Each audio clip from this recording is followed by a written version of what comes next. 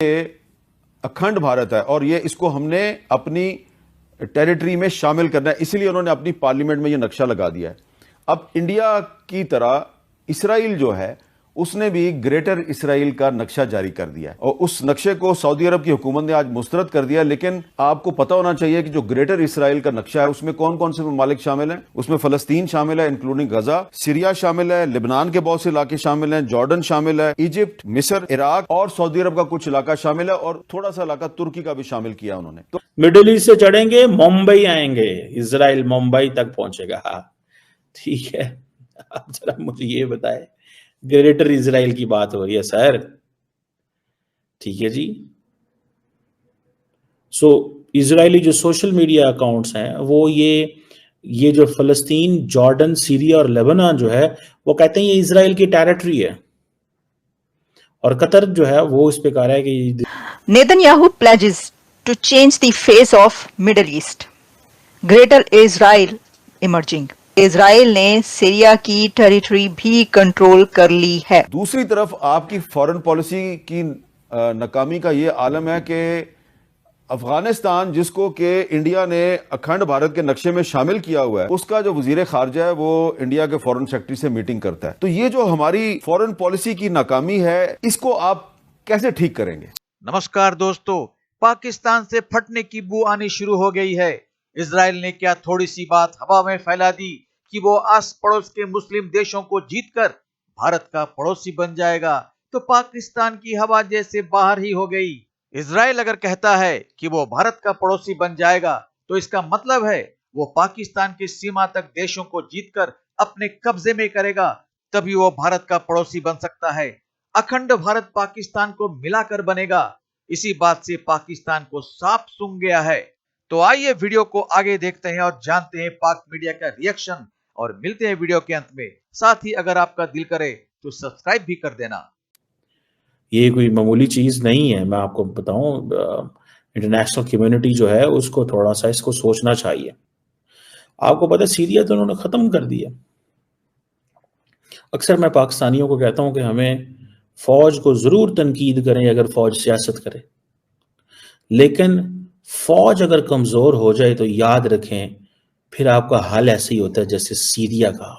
मैं बता सकता हूं, यकीन करके माने, कि अगर आज सीरिया के पास फौज नहीं है, मुझे वो देखता था ना, जब मैं आपको मजे की बात बताऊं, मैं जब देखता था कि कैसे, आप इसी से अंदाजा लगा लें कि उन्होंने सीरिया की, इतना बड़ा सीरिया और सीरिया की क्या शक्ल बिगाड़ दी है। मैं जब देखा कि सीरिया के जितने एसेट्स थे इजरायली एयरफोर्स ने तबाह कर दिए, कि अगर HTS पावर में भी आ गई है तो HTS कुछ ना कर सके। आप देख रहे हैं ग्रेटर इजराइल की बात को, ठीक है। अब मिडिल ईस्ट शोर कर रहा है सारा, लेकिन मिडिल ईस्ट क्या कर सकता है? मैं आपको मजे की बात, क्या कर सकता है? आज अगर इजराइल चाहे तो पूरे के पूरे मिडिल ईस्ट में जंगें शुरू हो जाएं, आज चाहे। ये तो वो सब अच्छे बच्चे बना के उनको बैठाया हुआ है कि तुमने हिलना नहीं है, ठीक है ना जी। सो मुझे ऐसे लगता है, when I look at this सारी की सारी सिचुएशन को देखता हूं, ठीक है जी, तो मैं एक चीज को अंडरस्टैंड करता हूं कि फौज जो है वो जरूरी है। फौज जरूरी है, तगड़ी फौज। और अगर आपकी तगड़ी फौज नहीं है तो फिर तुसी फारग हो। अब ये देखें, ये इन्होंने मैप दिखा दिया, सारे पिट रहे हैं, ठीक है जी।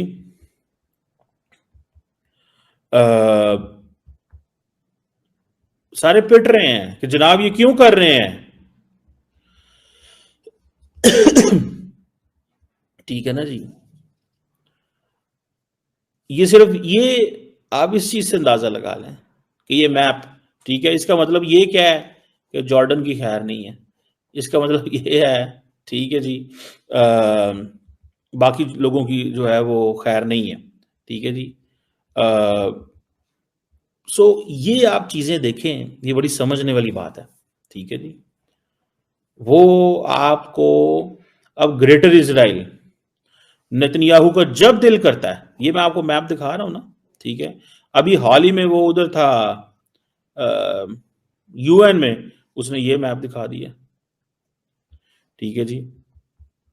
उसने ये मैप दिखा दिया और उसने कह दिया जनाब के देख लें आप, हम इस सारे इलाके को कब्जा करेंगे। ये देखिए, एक सेकंड में आपको दूसरे तरीके से दिखाऊं। ये एक्सपैंड करना है जनाब, यहां तक जाएंगे। जेरूसलम यहां पे है, जाना इधर है। तल अवीव यहां पे है, जाना किधर है? कर्स, ईरान, इराक, सीरिया, कर्स, ठीक है। और पहुंचना कहां है? इंडिया।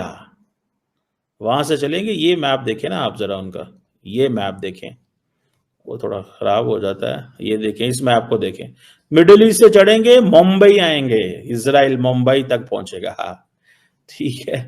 आप जरा मुझे ये बताएं, ग्रेटर इजराइल की बात हो रही है सर, ठीक है जी। ये जो ज़ायनिस्ट थिंकर थे जो 19th एंड 20th सेंचुरी में जिन्होंने ये सारा देखा, वो कहते हैं कि ये जो ज्यूइश स्टेट है, जो ब्रिटिश मैंडेट था फ़लस्तीन का उस दौर में, ये जो कॉन्सेप्ट है ग्रेटर इजराइल का, ये सिर्फ जिसे कहते हैं ना कि जो बिब्लिकल इजराइल ये नहीं है, बट सारी की सारी ज्यूइश हिस्टोरिकल जो टेरिटरीज हैं वो हैं, ठीक है ना जी। सो मुझे ऐसे लगता है, मुझे जाती तौर पे ऐसे लगता है, मैं जब देखता हूं कि एक तरफ ये मैप है, एक तरफ ये मैप है और दूसरी तरफ मासूम एंड बेचारे अरब कंट्रीज जो देख रहे हैं, इस सारी सिचुएशन को, इस सारी की सारी सिचुएशन को देख रहे हैं और वो एक ही चीज कह रहे हैं कि हमें आपको है जो बचा सकता है। पहली बात तो यह है कि हमने अपने पार्लियामेंट में अखंड भारत का नक्शा लगा दिया है, तो समझ में आता है कि पाकिस्तान की इतनी क्यों जलती है। पाकिस्तान तो हमेशा से ही अखंड भारत का ही हिस्सा था।